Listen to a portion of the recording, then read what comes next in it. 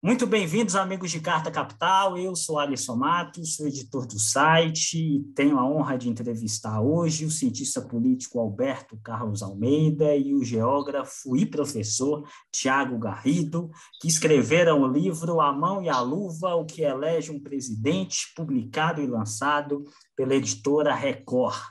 A obra mostra como as pesquisas de opinião refletem o sentimento público. Meus caros, eu quero começar por um dos pontos altos no livro, que é o seguinte trecho. As crenças do eleitorado sobre a situação no país estão postas antes do período eleitoral. Isso quer dizer que as campanhas que estão para começar pouco farão diferenças nessa tendência, e eu vou utilizar um termo que vocês utilizam, de ser uma disputa de mudança e não de continuidade. Eu vou começar por você, Alberto, perguntando: as pesquisas indicam hoje, além da polarização, um favoritismo do ex-presidente Lula. É uma eleição de mudança, mas por que o Lula e não outro candidato que ofereça essa possibilidade? Alisson, isso que você menciona, você lê um trecho aí que está no livro, né, de que você tem crenças postas, é muito comum. Tá, eu já passei por várias situações desse tipo, trabalhando em campanhas eleitorais, de um governante mal avaliado, que ele diz o seguinte, chega no ano da eleição, ele diz o seguinte: não, eu estou mal avaliado, mas é um problema da comunicação, eu fiz muita coisa. Sei lá, prefeitos, né? Ele diz: eu fiz muita coisa. Veja aí, troquei toda a iluminação pública da cidade. Né? Esse é um lado, tá? É a pessoa, é o governante mal avaliado que acha que a propaganda vai mudar a avaliação dele.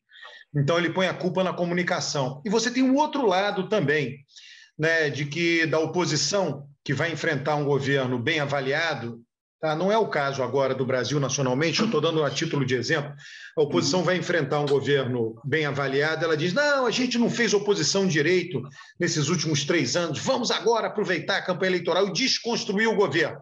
A gente ouve muito a palavra desconstruir o governo. Também não acontece assim.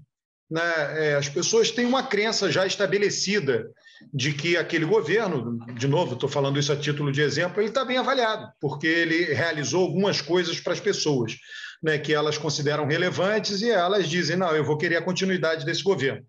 Tá? Então, é isso que a gente, quer dizer, não é uma coisa que se mude da noite para o dia. Né? Varia a avaliação de governo, varia essa percepção de mudança ou continuidade. Claro que varia, mas ela varia lentamente. Ela não varia da noite para o dia. Você não consegue melhorar. Acontece, né, choques, né, do tipo lá os protestos de 2013, o governo estava bem avaliado, despencou. Mas são coisas raras. Esses choques são coisas raras. Né? E as campanhas eleitorais, elas têm que colar o voto nisso. Elas buscam colar o voto nisso. É como se tivesse aqui uma coisa relativamente estável, de novo, ela não é totalmente estável, mas no curto prazo ela é relativamente estável, de mês para mês, de um mês para o outro, não muda da água para o vinho a avaliação de governo, e você tem que fazer o voto na sua candidatura, tentar colar naquilo ali. Né? Aquilo serve de guia para o voto. Então, a gente, isso já vem acontecendo desde o ano passado, né? A gente vem tendo um cenário que é um cenário que a maioria quer mudança do governo. E aí entra na sua pergunta, quer dizer, você tem vários candidatos de oposição. Toda eleição, por definição, tem somente um candidato de governo, sempre só há um candidato de governo, não existem 2 candidatos de governo. O candidato de governo ou é aquele que disputa a reeleição, ou é aquele indicado pelo governante, apoiado pelo governante. E você pode ter vários candidatos de oposição, várias opções para a candidatura de oposição. Quando a maioria quer mudança, ela olha para essas várias candidaturas de oposição e a tendência sempre é uma vantagem daquele que é mais conhecido, desde que ele não tenha uma rejeição. Porque tem isso, tem alguém muito conhecido lá de trás, mas que não fez um bom governo. E aí é muito conhecido, mas com rejeição, pelo fato de não ter feito um bom governo lá no passado. Tá certo. O Alberto disse que citou as lembranças de um ex-presidente que já é conhecido e daí acaba se tornando o alvo, o preferencial daqueles votos. Eu pergunto se nas análises de vocês, as condenações que levaram o ex-presidente Lula à prisão e também os casos de corrupção que foram noticiados por muitos anos não afetaram a imagem do ex-presidente. O que explica esse favoritismo com tanta denúncia e até uma prisão lá em Curitiba? Então, mais uma vez, obrigado aí, Alisson, pelo convite. Boa tarde a todos. Olha, o presidente Lula, quando ele terminou o primeiro mandato, os 2 mandatos dele, ele terminou com uma avaliação, uma popularidade altíssima, de mais de 80%. Agora, quando chega lá por volta de 2018, acredito que o Alberto até fez uma pesquisa sobre isso, mostrou que o presidente Lula ainda tinha uma avaliação de ótimo e bom ali, de uma lembrança positiva do governo dele de mais de 60%, em torno disso. Então, quer dizer, em parte, ele até teve uma redução na popularidade dele, mas em função de tudo o que aconteceu, mas a imagem dele associada a outras coisas muito importantes para o eleitor, como consumo, mobilidade social, melhoria de condição de vida, isso é muito difícil de tirar dele, tá? Porque foi uma coisa que também foi muito difícil de ser construída, foi muito difícil, muito demorada, uma coisa que ficou muito associada à identidade do presidente. Então, talvez por isso seja o que a gente percebe lá no nosso livro, no nosso trabalho, essa resiliência, né, da popularidade do presidente Lula. Perfeito. Outro fato que é desmistificado no livro é o que, em 2018, a eleição do Bolsonaro teria dado por conta das fake news, por conta da facada, e o livro vocês dizem que ali havia um ambiente de mudança completa do sistema eleitoral. Neste ponto de mudança naquela eleição, eu pergunto, se o candidato do PT fosse o Lula e não o Haddad, as condições de vitória do Bolsonaro seria a mesma, sendo que era uma eleição que o eleitor procurava alguém que representasse algo que era contrário ao sistema eleitoral? Sim, as condições não seriam diferentes, as condições estavam dadas, eram aquelas, né? Uma das pesquisas que eu fiz naquele ano, né, em março de 2018, foi perguntado, dizendo para quem, enfim, para os entrevistados, né, para a amostra da pesquisa, dando características que apareceriam na campanha, característica dos candidatos, tá? E a característica principal, né? E Bolsonaro, né, eu mencionei na pesquisa que ele nunca tinha sido candidato a presidente. E ele liderava a intenção de voto. Quando você dizia isso, ele liderava a intenção de voto. Tá? Você faz uma pergunta, quer dizer, Alisson, você entra aí no contrafactual, né? Se o Brasil tivesse sido colonizado pelo Reino Unido, nós seríamos uma potência tão grande como os Estados Unidos? A gente não sabe, né? Fomos colonizados por Portugal. Se Lula tivesse concorrido, né, provavelmente você deve estar pensando, será que ele teria ganho? É impossível responder essa pergunta, né? Podemos especular de uma maneira mais ou menos balizada, né? Mas as condições, veja, na sua pergunta você fala as condições seriam diferentes? As condições não, elas não seriam diferentes. As condições ali eram condições antissistema. O eleitor olhou para todos aqueles que governaram o Brasil nos últimos anos, 3, basicamente, PT, PSDB e PMDB e MDB, né? E ele disse um não para esses 3 partidos. E foi atrás de alguém que nunca teve um papel importante na política e que, portanto, por isso, era visto pelo eleitor como de fora da política. Então, com Lula candidato, essas condições estariam presentes, porque Lula tinha pertencido a essa elite que tinha governado o país nos últimos 20 anos. Se as condições também estão dadas nas eleições deste ano e há um espaço aí claro de favoritismo do candidato que representa a oposição. Se dadas essas condições, Thiago, na sua avaliação, se o candidato do PT fosse o Haddad, não o Lula, o favoritismo seria o mesmo? O eleitorado, conforme a gente indica, deseja uma eleição por mudança, né? Deseja uma mudança no quadro. Então, é bem possível que independente de ser o Lula, poderia ser um outro candidato pelo PT. Ele também, muito provavelmente, estaria liderando as pesquisas, estaria à frente. Enfim, porque ele também estaria simbolizando esse perfil de mudança, associando-se às questões que são mais importantes para o eleitor hoje, que passa muito pela questão do desemprego, da inflação, e é por aí. O PT é um partido político, né? E ele atua dessa maneira para o bem e para o mal. Por que eu digo para o bem e para o mal? Porque quando a opinião pública favorece o PT, favorece todos os quadros do PT. Daí o Thiago respondeu isso. Né? O PT, Haddad, Lula foram derrotados por Bolsonaro em 2018. Lula apoiou Haddad, né? Foram derrotados. O eleitor olha e diz o seguinte: olha, a maioria, tá? Não todos. Eles olham e dizem o seguinte: bom, nós tentamos melhorar nossa vida com Bolsonaro. Não funcionou. Passados 4 anos, sabe uma coisa? Vamos tentar o PT de novo. É assim, né? Então, funciona como o PT. Da mesma maneira que lá atrás, o Thiago também abordou isso, né? Você tem a avaliação de Lula, a avaliação e a imagem pessoal de Lula piorou na medida em que piorou a avaliação do governo Dilma. A gente não pode esquecer, você entra aí no site do Datafolha, nos 12 meses que antecederam o impeachment foi ali em abril. Se você pegar abril de 2015, ou seja, de abril de 2015 a abril de 2016, a série do Datafolha mostra que Dilma teve 10% de ótimo e bom. Foram 12 meses consecutivos de apenas 10% de ótimo e bom. Foi o pior período para a rejeição de Lula, onde foi quando Lula teve a maior rejeição. Por quê? Funciona como um partido. Né? PT, Dilma, Lula indicou Dilma para ser presidente, a gente não está gostando, então cai na conta da Dilma, também cai na conta do PT, cai na conta de Lula. Tá? Então, isso funciona tanto para momentos de vacas magras, quanto para momento, do ponto de vista eleitoral, de vacas gordas, que é o caso agora. O governo, Alberto, eu vou emendar uma pergunta. O governo da Dilma, para a imagem do Lula, foi pior do que a Lava Jato? Olha, é difícil separar, né, Alisson?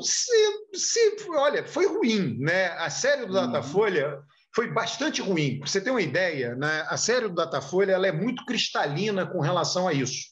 A rejeição do Lula vai piorando, piorando, piorando até o mês do impeachment. Mês do impeachment mesmo, literalmente, abril de 2016. Aí Dilma sai, maio, junho, a rejeição do Lula vai diminuindo. Então, na medida em que o PT foi afastado do governo, a rejeição do Lula diminuiu drasticamente. Depois de passado um ano depois do afastamento de Dilma, a rejeição já tinha caído bastante. Então, a sua pergunta nesse aspecto, quer dizer, o desempenho do PT no governo, no caso do governo Dilma, sim, teve um impacto gigantesco sobre a imagem de Lula, não tem a menor dúvida disso. Impacto negativo, né? Isso daí não sou eu que estou dizendo, isso aí é um dado de pesquisa, tá? Tiago, muitos analistas têm apontado aí possíveis erros na comunicação do PT e essas críticas também já foram motivos de manifestações do próprio Alberto. Teve a declaração do Lula sobre aborto, as declarações sobre o Zelensky lá na Ucrânia, mas as pesquisas, semanas depois, mostraram o crescimento do ex-presidente Lula. Você avalia que é possível essa eleição ser resolvida no primeiro turno em favor do Lula? E, se sim, seria preciso a desistência do Ciro para se conquistar essa vitória? Bem, primeiro, com relação às falas, aos que a gente chama no livro de microacontecimentos, a gente considera que isso é bem difícil de interferir no processo eleitoral, porque, na verdade, o humor do eleitorado ele é formado, né? A gente pensando assim, que tem bloco de eleitores que ele sempre vota na esquerda, tem um outro grupo de eleitores que sempre vota na direita, e tem um outro grande grupo que ele alterna a sua votação, e é esse perfil do eleitorado que responde pelo fato da gente ter alternância de poder no país. Uma hora está à esquerda, uma hora está à direita. E esse público ele está muito interessado em pensar o voto dele de acordo com a condição de vida dele, se a vida dele melhorou ao longo desses 4 anos. Vocês estavam falando aí a questão das pesquisas. Tinha a XP fazendo lá uma pesquisa com a IPESP. No início do governo tinha uma pergunta bem interessante. Perguntava para as pessoas para quem elas culpavam pela crise econômica, né? E aí, no início do governo Bolsonaro, a maioria das pessoas culpavam a Dilma, culpavam o PT, o Lula, o governo. Na medida em que o governo Bolsonaro foi avançando, foi passando os meses e até anos, vai aumentando a culpa ao governo Bolsonaro. Quer dizer, as pessoas vão deixando para lá a culpa no governo anterior e vão colocando a culpa no governo atual. Por quê? Porque são grandes fatores, né, que alcançam muitas pessoas, mas de forma lenta, né? A redução ou aumento do consumo, das despesas de consumo das famílias, o impacto da inflação. A gente vê um número de elevação da inflação. Ele não ocorre imediatamente na gôndola do supermercado, demora algum tempo para chegar, mas chega. Isso tudo vai piorando ou tornando melhor a avaliação do eleitor em função do presidente. O eleitor ele vai estar ali também votando, né? Ele não tem como escolher parte do candidato que ele quer votar, que ele quer levar para presidência, e partes que ele não quer levar. É meio que um pacote também, né? Ele está elegendo um candidato e ele escolheu ali alguns itens que, hierarquicamente, esse candidato representa melhor e que vai resolver a vida dele, ele percebe, entende que aquilo ali vai melhorar a condição de vida dele, e ele aposta naquilo, mesmo que ele vai buscar até argumentos para tentar racionalizar, né? Vai falar, mas o Lula falou em aborto, mas a gente sabe que o presidente ele não decide tudo sozinho, então não tem por que eu deixar de votar no Lula quando o que está me incomodando muito mais é a inflação, como o final do mês está ficando difícil para eu fechar as contas, né? Então, e ele representa alguém que supostamente vai fazer essa melhoria para mim. Então, isso é a cabeça do eleitor pensando. E aí, sobre a questão da decisão em primeiro turno, primeiro que assim, tudo bem, as pessoas se preocupam, têm interesse, acham que vai ser simbólico vencer em primeiro turno, mas isso não muda muito a forma de governo, né? Isso não vai tornar necessariamente o governo Lula melhor ou pior porque venceu no primeiro turno. Não vai tornar mais fácil ou mais difícil necessariamente a articulação com o Congresso porque venceu no primeiro ou venceu no segundo turno. E com relação à desistência de candidaturas, o que a gente percebe, né, o que a gente vê no livro também, que a gente foi abordando, é que essa identificação do eleitor com aquele candidato, que a gente vai falando ali da mão e da luva, né? A luva vai ser um pouco a conjuntura, a mão vai ser o candidato que melhor se encaixa. Então, conforme vai aproximando o dia da eleição, como se a luva fosse ficando mais próxima da mão e você já visualmente ali já começa a perceber que vai se encaixar. Quer dizer, o eleitor vai se identificando cada vez mais com aquele candidato que melhor representa as suas demandas, e na reta final muitos vão deixar de votar, vão mudar o seu voto, né, para aquela intenção inicial para aquele outro candidato, para o candidato que é mais favorito nas pesquisas, né? Então, é basicamente isso que a gente percebe ali no livro e tenta trazer para o leitor. Alberto, eu vou insistir aqui um pouco mais, porque eu leio suas publicações, aí, a de vocês nas redes sociais. Eu queria insistir aqui no assunto Ciro. Por que o Ciro não se tornou um candidato viável numa eleição que é uma eleição de mudança? A política, em todos os lugares do mundo, é uma briga de cachorro grande, é um jogo cartelizado, oligopolizado. Tá? Em todo lugar do mundo, né? Existem algumas situações excepcionais, Bolsonaro foi beneficiado por uma delas, em que alguém pequeno, sem importância, sem relevância, pode acabar vencendo. São coisas raras. Você vê que a França passou por isso, a Alemanha não, o Reino Unido não, Estados Unidos não, a Espanha também não. E essa dificuldade é enfrentada por Ciro. Quer dizer, Ciro é alguém... E aí tem coisas adicionais, porque Ciro começou a sua carreira política no campo da direita, né? Ele rompeu com a elite política da direita quando Fernando Henrique começou a governar o país, rompeu de uma maneira que ele queimou as pontes com essa elite, e aí ele foi migrando lentamente para a esquerda e, recentemente, ele queimou as pontes, vem queimando insistentemente as pontes com a elite política da esquerda. Então, a situação de Ciro é toda ela muito difícil, né? Ele tenta enfrentar um sistema, né? Repito, todo sistema político é cartelizado em todo lugar do mundo, e ele, além de tentar fazer isso, ele não se alia a ninguém. Olha, Macron é um caso interessante, né? Porque Macron se aliou ao Partido Socialista francês. Ele foi do gabinete de Hollande, tá? E aí daí é que ele sai e se descola, se afasta e disputa a eleição com sucesso. Talvez tivesse sido isso, Eduardo Campos ensaiava essa estratégia com o PT, né? Você sair ali da costela de um desses dois grandes partidos, né? E Ciro não, quer dizer, Ciro está se indispondo, já se indispôs com todo mundo do sistema político. Tá.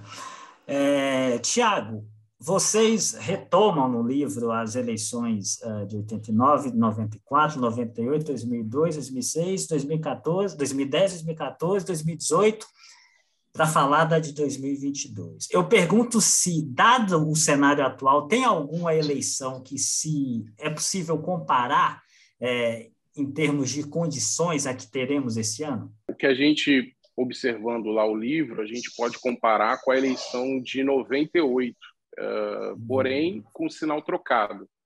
Tá?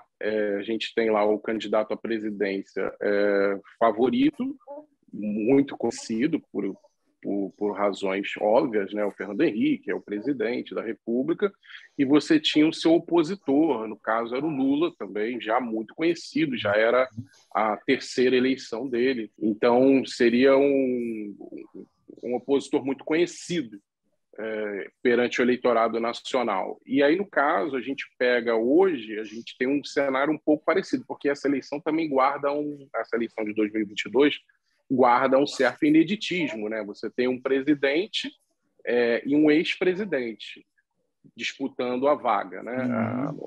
Fazendo ali o pleito. E aí, comparando-se com 98, a gente tem um pouco o sinal invertido. Você tem o atual presidente fazendo campanha, né? Só que hoje ele está atrás nas pesquisas, né, do seu candidato como opositor, que é muito conhecido também, que é o ex-presidente Lula. E é, novamente, uma eleição de primeiro mandato. Então, o que dá para a gente pensar, observando o livro, é isso. Seria parecido com a eleição de 98, porém com um sinal trocado.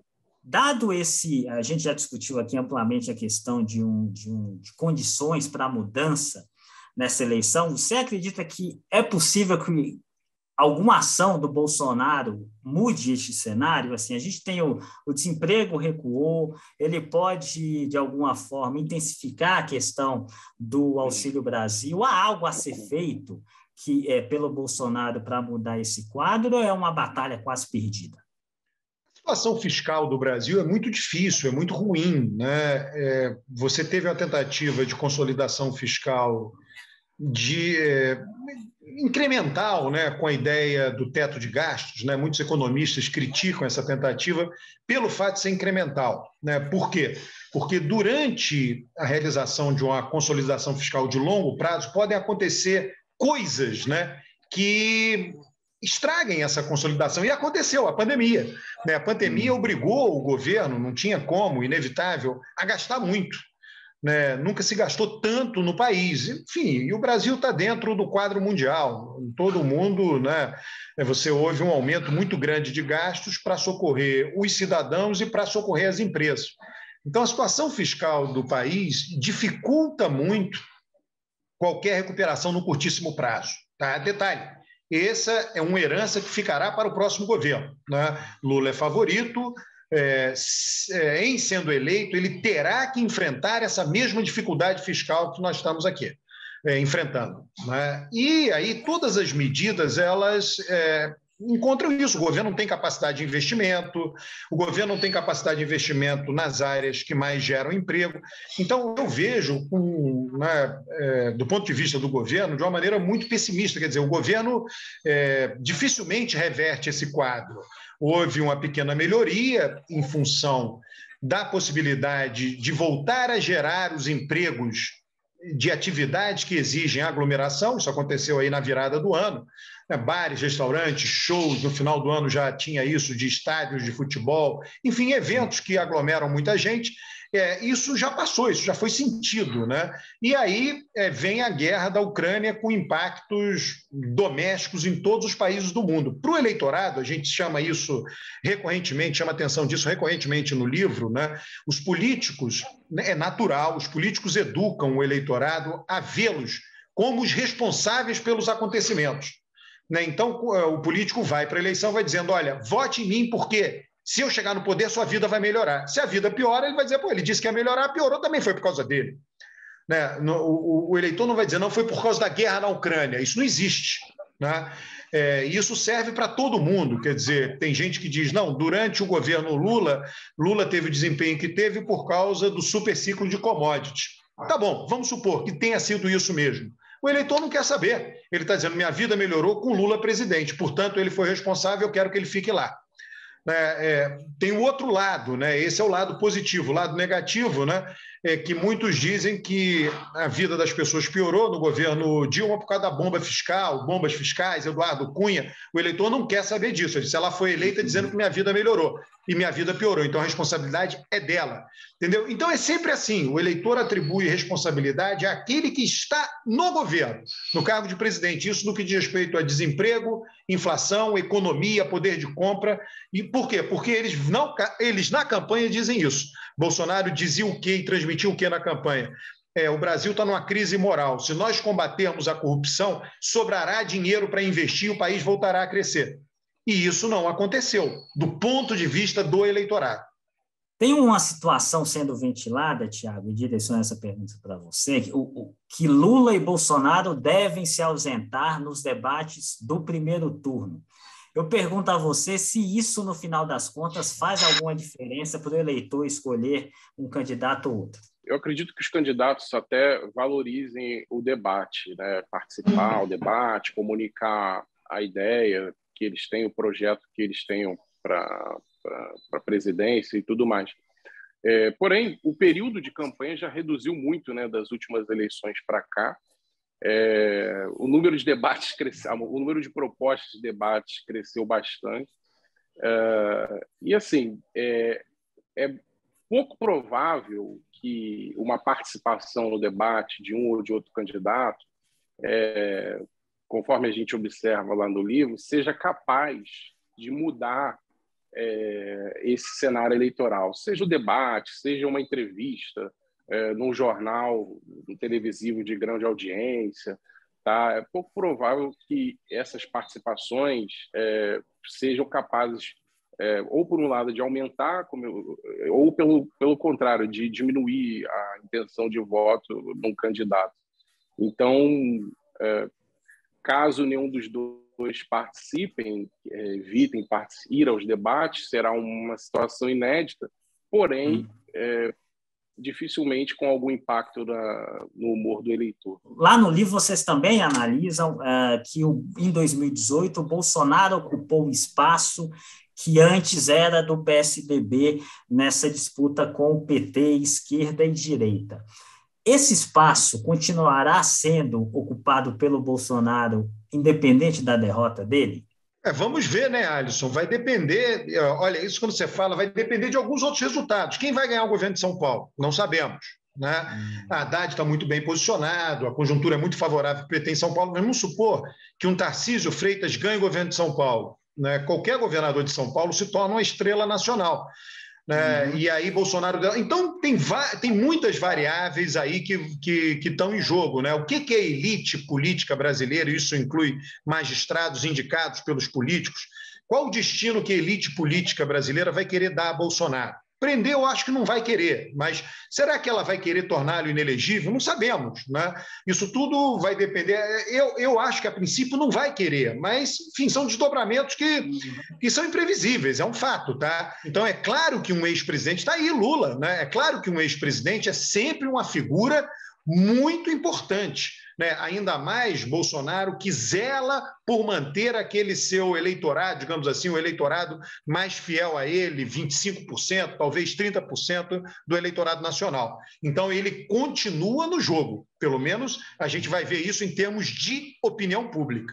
Tiago, o Alberto citou aí as eleições estaduais. Eu te pergunto se... Essa tendência de mudança no cenário nacional, de alguma forma, ela reflete nas eleições nos estados e também para deputado e senador, ou cada eleição é muito independente uma da outra? Não, no caso das eleições estaduais, o voto para presidente interfere muito pelo simples fato de que é uma eleição que acontece junto com a do presidente. Ocorre muito essa confusão. Às vezes as pessoas chegam no período das eleições municipais, elas acreditam que o voto do presidente, a intenção, o apoio do presidente da República vai ajudar algum prefeito. Mas são eleições diferentes que acontecem em tempos diferentes. Porém, a de governador, deputado, senador, elas acontecem juntas, tá? E você pode observar que as alianças feitas agora para as campanhas eleitorais, elas são sempre visando isso, esse alinhamento entre o candidato a presidente, o candidato a governador e o candidato a senador. Então, essas eleições têm muito peso, né? O voto, a indicação de voto, né? O apoio do presidente, o candidato a presidente ao candidato, pode sim ser muito importante, seja para a eleição do Haddad, muito decisivo para a eleição do Haddad de São Paulo, para a eleição do Freixo no Rio de Janeiro, assim como o apoio de Bolsonaro pode e provavelmente fará aumentar muito fortemente a intenção de voto do Tarcísio, o candidato a governador por São Paulo, ex-ministro da Infraestrutura, como também pode colaborar para a intenção de voto do atual governador do Rio, Cláudio Castro, melhorar também. Tá? E o próprio caso aqui do Rio, o senador André Siciliano, também pode disparar na frente como candidato ao Senado, na medida em que o nome dele fica cada vez mais associado à candidatura do presidente Lula. Antes de encerrar, eu quero aproveitar que o papo aqui é também sobre política eleitoral, aproveitar que vocês dois são especialistas, e nós aqui de Carta Capital recebemos muitas perguntas a respeito das diferenças que uma pesquisa e outra tem dado a respeito do cenário eleitoral. Me parece que as pesquisas presenciais, como o Datafolha, têm dado uma vantagem de 20 pontos para o Lula, e as feitas por telefone, IPESP, Poder Data, têm dado uma vantagem menor, de cerca de 10 pontos. Alberto, tem um método mais confiável? Tem uma pesquisa mais confiável que a outra? Olha, a gente só vai saber quando as urnas forem abertas. O que a gente sabe é o seguinte, tá, Alisson? Se você pegar, no fundo, a pesquisa que tem obrigação de estar certa, a rigor, sejamos rigorosos do ponto de vista metodológico. Só tem uma pesquisa que tem obrigação de dar certo, é de boca de urna, porque a pessoa já votou. Você pega a pessoa depois de ter votado e pergunta em quem você votou. Porque mesmo que você pergunte antes, né, a pessoa pode mudar o seu voto indo para a urna. Diz que ia votar em alguém e vai votar. Eu sei que é difícil, mas estou dizendo, rigorosamente é de boca de urna. E você ainda poderia argumentar dizendo, ele pode ter mentido em quem votou. Pode, mas é mais difícil. Já fez, já votou, etc. Quanto mais distante, eu já fiz um estudo sobre isso, quanto mais distante do dia da eleição, mais a pesquisa fica distante do resultado, né? Isso é um fato. Agora, as pesquisas estão divergindo muito no momento. A gente pode dizer que tem uma mais certa e uma mais errada? O que a gente pode falar, e aí eu falo isso aí com segurança, se você pegar o desempenho das pesquisas do Datafolha no dia anterior à eleição, elas têm sido bastante precisas, né? Então, o Datafolha realizando as atuais pesquisas com a mesma metodologia que ele realiza a pesquisa do dia que antecede a eleição, sei lá, da sexta-feira, do sábado, né? Se a metodologia é a mesma, então ela tende a ser uma espécie de referência, tá? É nesse sentido, né? É uma coisa empírica que eu estou trazendo aqui, né? Agora, se eles mudaram a metodologia, já não vira mais referência. Eu acredito que não tenha mudado. O pouco que eu vi, eu acho que não mudou. Então, eu acho que essa é a questão que a gente tem que ter em mente. Agora, se você me perguntasse hoje, vamos supor que nós fôssemos capazes de realizar uma mágica e hoje tivesse o resultado da eleição, né? Pesquisas estariam certas e outras pesquisas estariam totalmente erradas. Agora, eu não consigo dizer quais estariam certas, quais estariam erradas. Pode ser a telefone, pode ser a presencial. Eu conversei aqui com o cientista político Alberto Carlos Almeida, com o geógrafo e professor Tiago Garrido, que escreveram o livro A Mão e a Luva, o que elege um presidente, lançado pela editora Record. Meus caros, eu agradeço a presença, deixo aqui as portas abertas para quando vocês quiserem se manifestar. Obrigado pelo convite, Alisson, extensivo aí a todo mundo da revista Carta Capital. Obrigado também, Alisson. Agradeço imensamente aí a oportunidade que você e a sua equipe aí da Carta Capital deu para a gente. Enfim, Foi um prazer estar aqui com vocês, comentando sobre um trabalho que a gente adorou fazer, fez com muito carinho e dedicação, que foi o nosso livro. O livro é muito bom mesmo, eu recomendo a você que nos acompanhou. Obrigado pela audiência. Se inscreva no canal de Carta Capital no YouTube, torne-se membro do clube do canal, deixe o like e compartilhe esse vídeo. A gente se vê. Um abraço.